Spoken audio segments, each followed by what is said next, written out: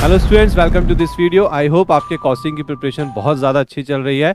ये प्रिपरेशन और बेटर हो जाए उसके लिए मैं ये वीडियो लेके आया हूँ जिसमें मैं आपको ये बताने जा रहा हूँ कॉस्टिंग की थ्योरी के कौन से ऐसे इंपॉर्टेंट चैप्टर्स हैं जो आपको एग्जाम में पास होने के साथ साथ अच्छा स्कोर करने में मदद करेंगी। देखिए, जैसे कि आप जानते ही हैं कि आपके कॉस्टिंग में जो थ्योरी का वेटेज है वो 12 से 16 मार्क्स का है। 12 से 16 मार्क्स, या आप पकड़ के चलिए कि 16 मार्क्स का तो आ ही जाता है। यानी कि पास होने के लिए 16 मार्क्स आप सिर्फ कॉस्टिंग की थ्योरी पढ़ के पक्के कर सकते हैं।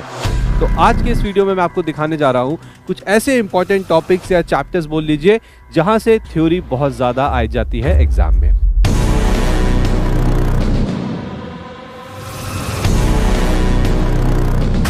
तो हमारे टॉपिक का नाम है थ्योरी इंपॉर्टेंट टॉपिक्स। चलिए, तो सबसे पहले हम बात करते हैं, ध्यान से देखिएगा, आपके मटेरियल चैप्टर की। तो मटेरियल चैप्टर के अंदर अगर मैं बोलूं तो कुछ टॉपिक बहुत ज्यादा इंपॉर्टेंट है, जैसे कि आपका बिन कार्ड क्या होता है, स्टोर लेजर क्या होता है, ठीक है।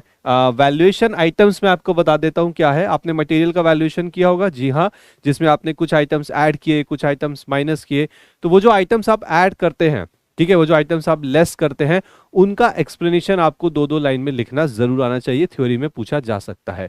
इसके अलावा अगर मैं बात करूं लेवल्स, मटेरियल में अलग अलग लेवल्स होते हैं। रीऑर्डर लेवल बोल लीजिए, मैक्सिमम लेवल बोल लीजिए, एवरेज लेवल बोल लीजिए। आपको 2 से 3 लाइन में एक्सप्लेन करना आना चाहिए कि ये लेवल्स क्या है। चलिए, इसके बाद अगर मैं बात करूं आपके अगले चैप्टर की, जो है लेबर। तो देखो, लेबर चैप्टर में जो मुझे लगता है थ्योरी इंपॉर्टेंट है वो है ओवर टाइम।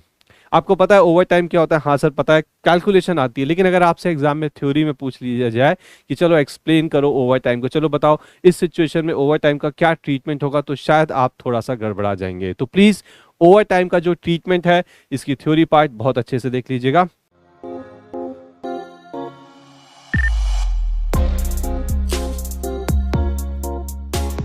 अगले चैप्टर की बात करते हैं, ओवरहेड्स। तो देखिए, ओवरहेड्स में आपको पता होना चाहिए कि एलोकेशन क्या होता है, अपॉर्शनमेंट, रीअपॉर्शनमेंट और एब्जॉर्प्शन किसे बोलते हैं। इसके अलावा आपको अंडर एंड ओवर एब्जॉर्प्शन को एक्सप्लेन करना आना चाहिए। आइए, अगले चैप्टर की अगर मैं बात करूं तो वो है आपका एक्टिविटी बेस्ड कॉस्टिंग सिस्टम। अब सर इसमें क्या थ्योरी है? ये तो पूरा प्रैक्टिकल है। नहीं, ध्यान समझिएगा, एक्टिविटी बेस्ड कॉस्टिंग सिस्टम में आपको ना ड्राइवर्स के नाम पता होने चाहिए।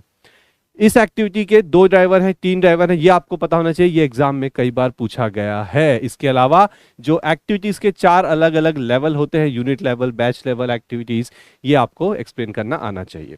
कॉस्ट शीट की अगर बात करूं तो ध्यान से सुनिएगा, इसमें आपको वो आइटम्स जरूर देख लेना जो कॉस्ट शीट में इंक्लूड नहीं होते हैं। CS यानी कि आपका कॉस्ट अकाउंटिंग सिस्टम चैप्टर, इस चैप्टर के अंदर आप ये देख लेना कि इंटीग्रेटेड कॉस्ट अकाउंटिंग सिस्टम और non integrated cost accounting system क्या होता है। 4-4, 6-6 लाइनें इसकी ध्यान से देख के जाइएगा और इसके बीच का डिफरेंस जरूर देख लेना। आइए, इसके बाद मैं बात करता हूं सर्विस कॉस्टिंग चैप्टर की, ठीक है। अब सर्विस कॉस्टिंग चैप्टर में जो थ्योरी में इंपॉर्टेंट है वो है कॉस्ट यूनिट। देखो, सर्विस इंडस्ट्री में जो कॉस्ट यूनिट्स होती है ना, वो अलग अलग होती है। हॉस्पिटल की अलग हो जाती है, होटल्स की अलग हो जाती है, एजुकेशन सेक्टर की अलग हो जाती है। तो प्लीज ये जो कॉस्ट यूनिट्स हैं इनको जरूर देख के जाना, एग्जाम में आता है और कई बार आया है और बहुत ईजी आ जाता है, ठीक है।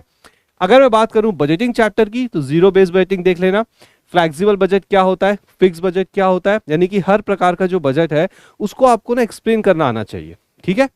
स्टैंडर्ड कॉस्टिंग की अगर बात करें तो उसमें जितने भी वेरिएंस है आपको ना उन वेरिएंस को एक्सप्लेन करना आना चाहिए। आपसे पूछा जा सकता है कि बताओ मटेरियल प्राइस वेरिएंस क्या होता है, बताओ मटेरियल यूसेज वेरिएंस क्या होता है, बताइए फिक्स ओवरहेड वॉल्यूम वेरिएंस क्या होता है। तो हर एक वेरिएंस की 3-3, 4-4 लाइनें अच्छे से देखिए वो क्या होता है, उसे उसके अंदर जो फॉर्मूला है वो फॉर्मूला आपको पता होना चाहिए ताकि आप थ्योरी में उस फॉर्मूले को भी लिख सके। बिल्कुल आप थ्योरी में फॉर्मूला लिख सकते हैं, इससे कोई दिक्कत नहीं आएगी। मार्जिनल कॉस्टिंग की अगर मैं बात करूं तो PV ratio, break even point, margin of safety, contribution, ये सब आपको बहुत अच्छे से एक्सप्लेन करना आना चाहिए। इसके साथ साथ